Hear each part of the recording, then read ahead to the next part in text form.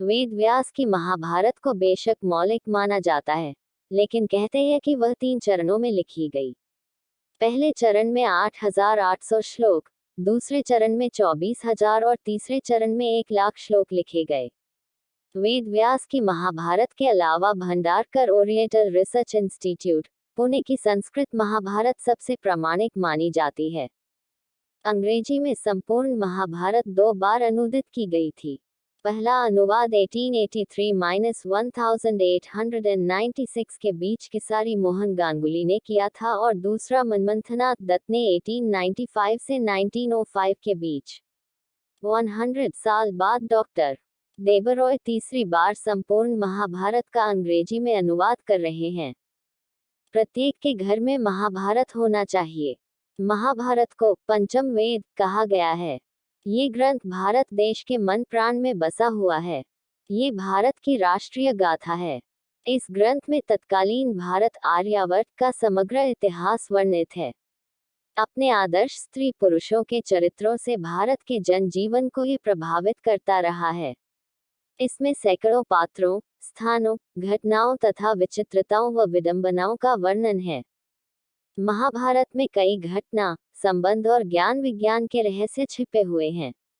महाभारत का हर पात्र जीवंत है, चाहे वह कौरव, पांडव, कर्ण और कृष्ण हो या धृष्टद्युम्न, शल्य, शिखंडी और कृपाचार्य हो। महाभारत सिर्फ योद्धाओं की गाथाओं तक सीमित नहीं है। महाभारत से जुड़े शाप, वचन और आशीर्वाद में भी रहस्य छिपे हैं। दरअसल महाभारत की कहानी युद्ध के बाद समाप्त नहीं होती है। असल में महाभारत की कहानी तो युद्ध के बाद शुरू होती है, जो आज भी जारी है। जानकार जानते हैं कि वर्तमान युग महाभारत की ही देन है। खैर, हम आपको बताएंगे महाभारत के पात्रों की ऐसी विचित्र कहानी जिनके बारे में आप शायद ही जानते होंगे। ये कहानियां हमने महाभारत से अलग दूसरे ग्रंथों से भी संग्रहित की हैं। पांडु की कथा। महाभारत के आदि पर्व के अनुसार एक दिन राजा पांडु आखेट के लिए निकलते हैं। जंगल में दूर से देखने पर उनको एक हिरण दिखाई देता है। वे उसे एक तीर से मार देते हैं। वह हिरण एक ऋषि निकलते हैं तो अपनी पत्नी के साथ मैथुनरत थे। वे ऋषि मरते वक्त पांडु को शाप देते हैं कि तुम भी मेरी तरह मरोगे जब तुम मैथुनरत रहोगे। इस शाप के भय से पांडु अपना राज्य अपने भाई धृतराष्ट्र को सौंपकर अपनी पत्नियों कुंती और माद्री के साथ जंगल चले जाते हैं। जंगल में वे सन्यासियों का जीवन जीने लगते हैं, लेकिन पांडु इस बात से दुखी रहते हैं कि उनकी कोई संतान नहीं है और वे कुंती को समझाने का प्रयत्न करते हैं कि उसे किसी ऋषि के साथ समागम करके संतान उत्पन्न करनी चाहिए। कुंती पर पुरुष के साथ नहीं सोना चाहती तो पांडु उसे यह कथा सुनाते हैं। प्राचीन काल में स्त्रियां स्वतंत्र थीं और वे जिसके साथ चाहे उसके साथ समागम कर सकती थी, जैसे पशु पक्षी करते हैं। केवल ऋतुकाल में पत्नी केवल पति के साथ समागम कर सकती है, अन्यथा वह स्वतंत्र है। यही धर्म था जो नारियों का पक्ष करता था और सभी इसका पालन करते थे। एक उद्दालक नाम के प्रसिद्ध मुनि थे जिनका श्वेतकेतु नाम का एक पुत्र था। एक बार जब श्वेतकेतु अपने माता पिता के साथ बैठे थे, एक ब्राह्मण आया और श्वेतकेतु की मां का हाथ पकड़कर बोला, आओ चलें।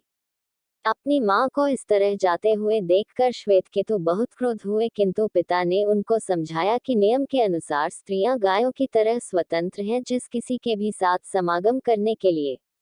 इन्हीं श्वेतकेतु के द्वारा फिर यह नियम बनाया गया कि स्त्रियों को पति के प्रति वफादार होना चाहिए और पर पुरुष के साथ समागम करने का पाप भ्रूण हत्या की तरह होगा।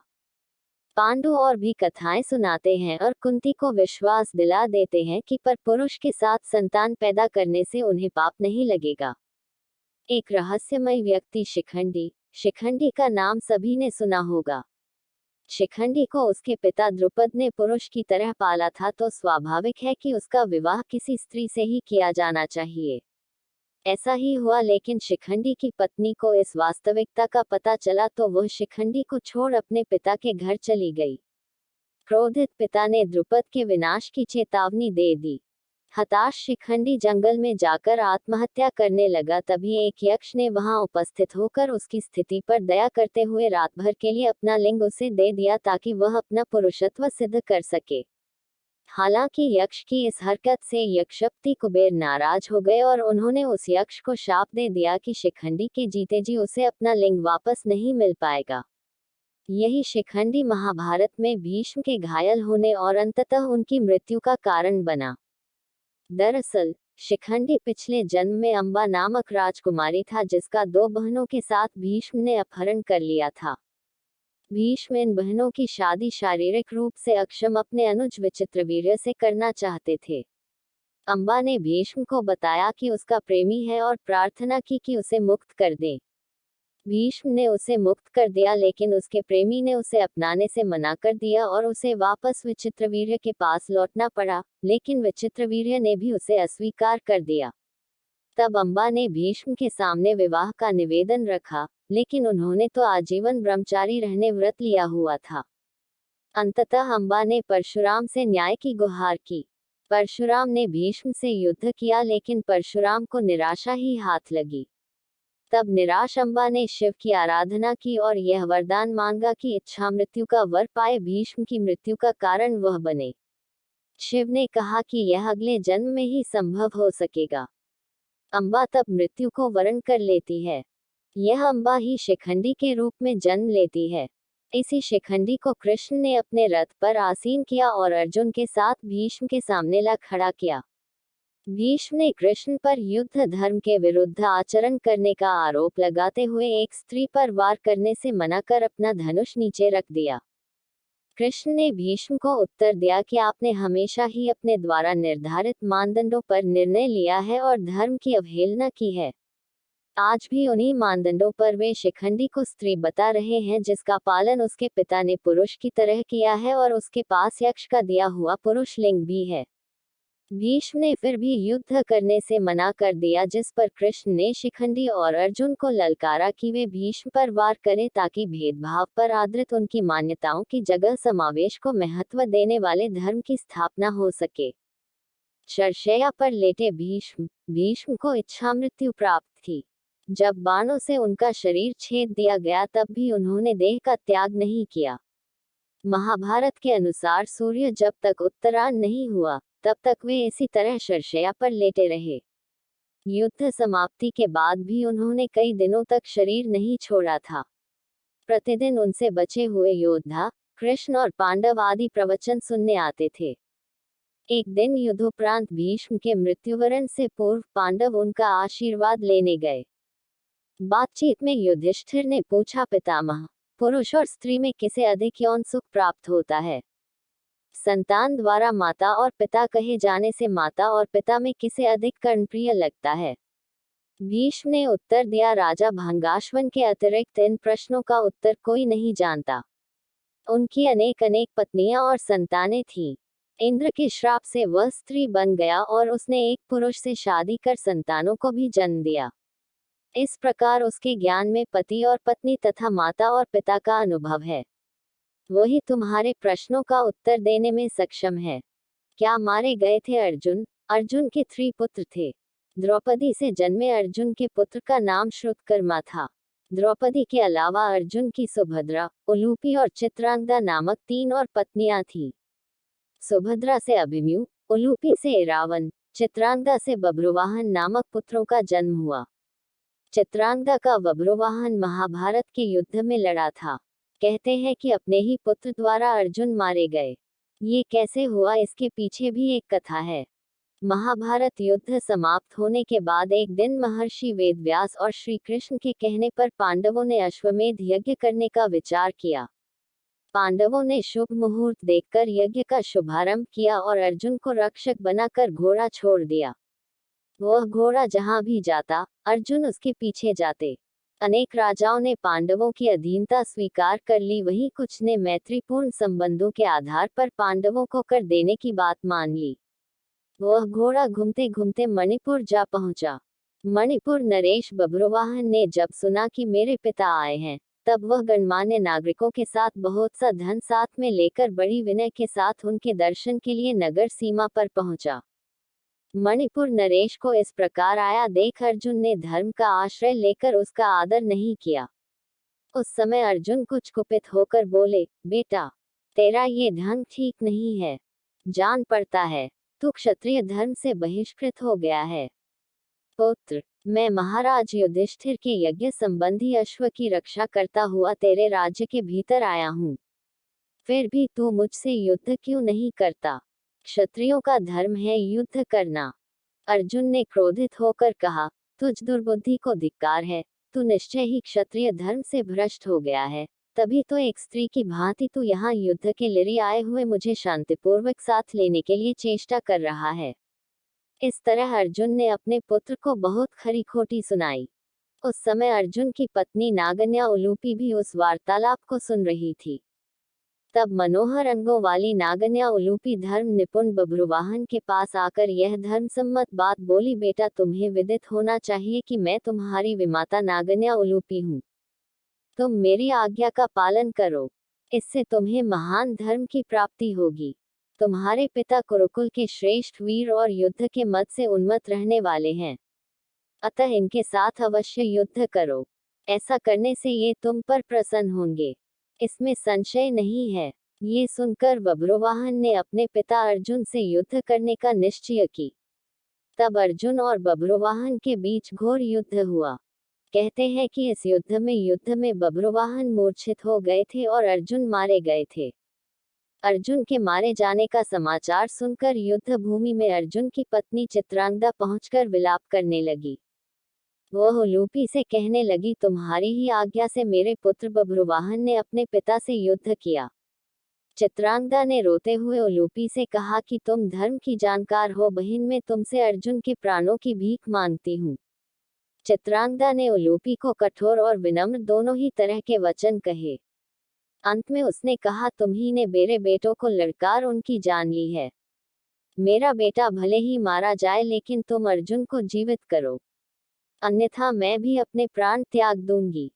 तभी मूर्छित बभ्रुवाहन को होश आ गया और उसने देखा कि उसकी मां अर्जुन के पास बैठकर विलाप कर रही है और विमाता उलूपी भी पास ही खड़ी है। बभ्रुवाहन अपने पिता अर्जुन के समक्ष बैठकर विलाप करने लगा और प्राण लिया कि अब मैं भी इस रणभूमि पर आमरण अनशन कर अपनी देह त्याग दूंगा। पुत्र और मां के विलाप को देख सुनकर उलूपी का हृदय भी पसीज गया और उसने संजीवन मणिका का स्मरण किया। नागों के जीवन की आधारभूत मणि उसके स्मरण करते ही वहां आ गई। तब उन्होंने बभ्रुवाहन से कहा, बेटा उठो, शोक मत करो। अर्जुन तुम्हारे द्वारा परास्त नहीं हुए हैं। ये मनुष्य मात्र के लिए अजेय हैं।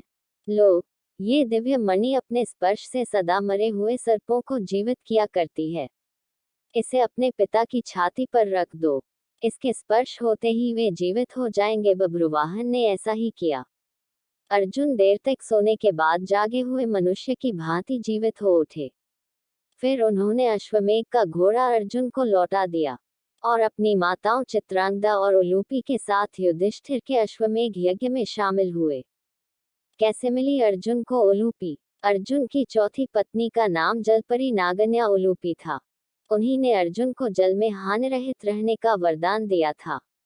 महाभारत युद्ध में अपने गुरु भीष्म पितामह को मारने के बाद ब्रह्मापुत्र से शापित होने के बाद उलूपी ने ही अर्जुन को शाप मुक्त भी किया था और अपने सौतेले पुत्र बभ्रुवाहन के हाथों मारे जाने पर उलूपी ने ही अर्जुन को पुनर्जीवित भी कर दिया था।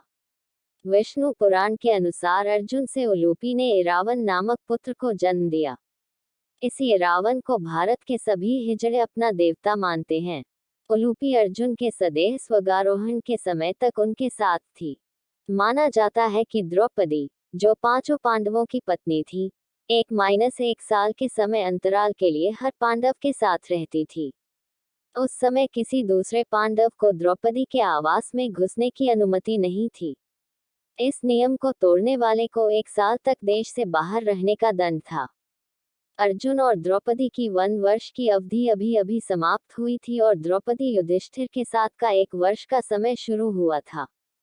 अर्जुन भूलवश द्रौपदी के आवास पर ही अपना तीर धनुष भूल आए, पर किसी दुष्ट से ब्राह्मण के पशुओं की रक्षा के लिए उन्हें उसी समय इसकी जरूरत पड़ी। अतः क्षत्रिय धर्म का पालन करने के लिए तीर धनुष लेने के लिए नियम तोड़ते हुए वह द्रौपदी के निवास में घुस गए। बाद में इसके दंडस्वरूप वे 1 साल के लिए राज्य से बाहर चले गए। इसी दौरान अर्जुन की मुलाकात उलूपी से हुई और वह अर्जुन पर मोहित हो गई। दोनों ने विवाह किया और 1 वर्ष तक साथ रहने के बाद अर्जुन पुनः अपने राज्य लौट आए। विचित्र जन्म कथाएं। धृतराष्ट्र, पांडु, विदुर, द्रौपदी, धृष्टद्युम्न, कृपाचार्य, कृपि, द्रोणाचार्य के अलावा कौरवों, पांडवों और कर्ण की जन्म कथाएं भी विचित्र ही कही जाएंगी। एक और जहां कुंती ने देवताओं का आह्वान कर कर्ण सहित 4 पुत्रों को जन्म दिया, वहीं माद्री ने भी अश्विन कुमारों का आह्वान कर नकुल और सहदेव को जन्म दिया। दूसरी ओर गांधारी के 99 पुत्रों की जन्मकथाएं भी रोचक हैं, जिन्हें एक कुंभ में जन्म लेना पड़ा, जो बाद में कौरव कहलाए। विचित्र वीर्य की 2 पत्नियां अंबिका और अंबालिका थीं। दोनों को कोई पुत्र नहीं हो रहा था तो सत्यवती के पुत्र वेदव्यास माता की आज्ञा मानकर बोले, माता, आप उन दोनों रानियों से कह दीजिए कि वे मेरे सामने से निर्वस्त्र होकर गुजरे, जिससे कि उनको गर्भ धारण होगा।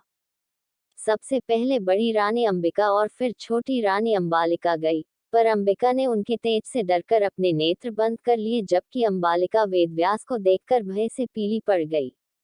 वेदव्यास लौटकर माता से बोले, माता, अंबिका को बड़ा तेजस्वी पुत्र होगा, किंतु नेत्र बंद करने के दोष के कारण वह अंधा होगा, जबकि अंबालिका के गर्भ से पांडु रोग से ग्रसित पुत्र पैदा होगा। ये जानकर के माता सत्यवती ने बड़ी रानी अंबिका को पुनः वेदव्यास के पास जाने का आदेश दिया। इस बार बड़ी रानी ने स्वयं न जाकर अपनी दासी को वेदव्यास के पास भेज दिया। दासी बिना किसी संकोच के वेदव्यास के सामने से गुजरी। इस बार वेदव्यास ने माता सत्यवती के पास आकर कहा, माते, इस दासी के गर्भ से वेदांत में पारंगत अत्यंत नीतिवान पुत्र उत्पन्न होगा। इतना कहकर वेदव्यास तपस्या करने चले गए। अब आप सोचिए, इन्हीं 2 पुत्रों में से एक धृतराष्ट्र के यहाँ जब कोई पुत्र नहीं हुआ तो वेदव्यास की कृपा से ही 99 पुत्र और एक पुत्री का जन्म हुआ। क्यों जीवित है अश्वत्थामा? महाभारत के युद्ध में अश्वत्थामा ने ब्रह्मास्त्र छोड़ दिया था, जिसके चलते लाखों लोग मारे गए थे। अश्वत्थामा के इस कृत्य से कृष्ण क्रोधित हो गए थे और उन्होंने अश्वत्थामा को शाप दिया था कि तू इतने वधु का पाप धोता हुआ 3000 वर्ष तक निर्जन स्थानों में भटकेगा। तेरे शरीर से सदैव रक्त की दुर्गंध निस्सृत होती रहेगी। तू अनेक रोगों से पीड़ित रहेगा। व्यास ने श्री कृष्ण के वचनों का अनुमोदन किया। कहते हैं कि अश्वत्थामा इस शाप के बाद रेगिस्तानी इलाके में चला गया था और वहां रहने लगा था। कुछ लोग मानते हैं कि वह अरब चला गया था। उत्तर प्रदेश में प्रचलित मान्यता अनुसार अरब में उसने कृष्ण और पांडवों के धर्म को नष्ट करने की प्रतिज्ञा ली थी। हालांकि भारत में लोग दावा करते हैं कि अमुक जगहों पर अश्वत्थामा आता रहता है, लेकिन अब तक इसकी सच्चाई की पुष्टि नहीं हुई है।